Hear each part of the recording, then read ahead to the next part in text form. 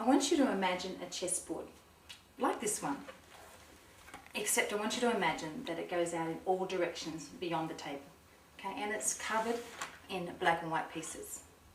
And they work together in teams, just like in chess. And the white pieces fight against the black pieces. I want you to imagine that your thoughts and feelings and memories are those pieces. They hang out together in teams. And the bad feelings like anxiety and depression and resentment, they all hang out together. Let's see these back pieces, the baddies. And then we make the white pieces your good thoughts and your good feelings and your good memories and good sensations. Feelings of self-confidence and thoughts of I'm a good person and memories of good times. And we'll put those over here on the other side. And then we get up on the back of, say, the white horse, and we're going to ride to battle. We're going to fight to win the war against anxiety and depression and compulsions and whatever.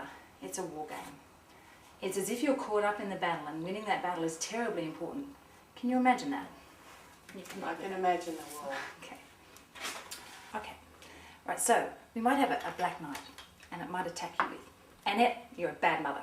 And along with that comes guilty, and feeling guilty and feeling bad. And then you send in your white queen. Let's find your white queen. White queen. And, oh, I'll help my children do better. And then the black bishop will come in and attack. Where's the bishop? Here we go. Or no, we'll send a black rook into attack, and it'll say, oh, you can never find a man to love you. And it'll bring along some fear and some sadness. And then you're going to bring out your white knight. And it counterattacks and says, yes, you do. You can get by on your own. I don't need a man in my life. And on, and the battle goes. Yes, that's exactly what it's like in my head. It's a war. It's opponents fighting against their enemies. And the problem with this battle is that your experience is on both sides of the war. And while you're battling with your thoughts and feelings and memories, your own experience becomes your enemy. And no matter which side wins, part of you loses. And because you're right out there with the pieces, it seems as if they're as solid and as real as you are. And the more you fight, the bigger the battle becomes. And the more of your life is spent fighting this war against pieces of yourself. And then the more important it is to win this war, the harder you try to knock the pieces off the board. You think that if you win, the fighting will stop, even though your own experience tells you that the pieces, they never fall off the board. And the harder you try to win, the bloodier the battle. And the more convinced you are that you must win the battle, the harder you struggle against the pieces.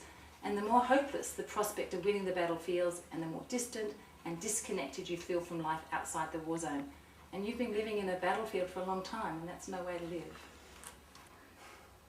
What am I supposed to do? It seems like the war just goes on all by itself.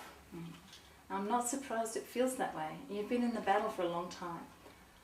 I want you to think about the possibility that you're not the chess pieces.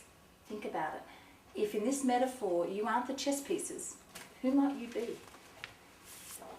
Well, I guess I could be the person playing, since I'm the one moving the pieces. And that might be what you've been trying to do. Does the player of a chess game care about whether the white pieces or the black pieces are winning the battle? Well, yes, the player wants her team to win. Yeah, exactly. And who would you be playing against? Some other player? And then we're right back to the pieces battling it out. So who are you if you're not the player and you're not the pieces? What's left? The chessboard. Bingo! So, I'm the board, and my thoughts and feelings are the pieces. But what about my thoughts about who I am? More pieces to be added to the board. But when I feel things, it's real, it's overwhelming. Yeah, it's definitely an experience. And that thought you just had? That thought that said, when I feel things, it's real, it's overwhelming, that's another piece too. It's another experience. So everything that I say will become another piece. Yeah. Every experience you have, whether it be a feeling or a thought or a sensation, is another piece on the board. And as the board, you notice that you're in touch with the pieces, right? You're in contact with them, yet the pieces are not the board.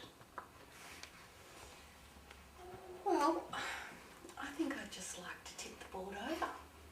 Yeah. And that thought too is another piece on the board. See how this works? I know, but I don't want the bad pieces. And I can understand why. But again, check your experience and see, have you ever been able to kick the pieces that you didn't want off the board? Have those bad memories and feelings ever totally disappeared? No. So even the thought that I don't want those bad pieces goes on the board. Remember though, the board is not the pieces. As the board, your relationship with the battle has changed. From the board's point of view, the battle isn't very important. The chessboard isn't invested in whether the black team wins or the white team wins. The battle can go on and the battle can stop. The pieces can be black or white or red or blue, and it doesn't matter to the board. As the board, you can hold those black and white thoughts and feelings and notice when they're battling and when they're not battling. And as the board, you're not invested in one side or the other winning. You contain the pieces and the pieces are not you. You contain your thoughts and pieces and feelings and they're not you.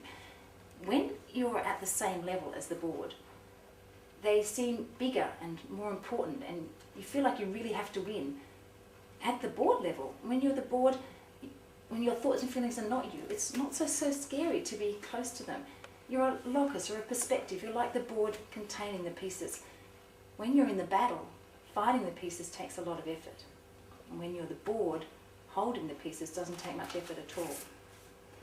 Yes, I think I get it. Suppose you wanted to remove one of the pieces, how would you do that? Well, I just get on the board and take it off. And if you get on the board? Then I'm right back in the battle. Right, and you're back at the piece level, back in the battle. Suppose that as the board you want to go somewhere. What happens to the pieces? Well, they would go with the board. Yeah. And since the board isn't in the battle, taking the pieces along isn't any effort. The board, you the experiencer, is larger than any single piece. You're in contact with your thoughts and your feelings. You're aware of having them, and yet you're not them.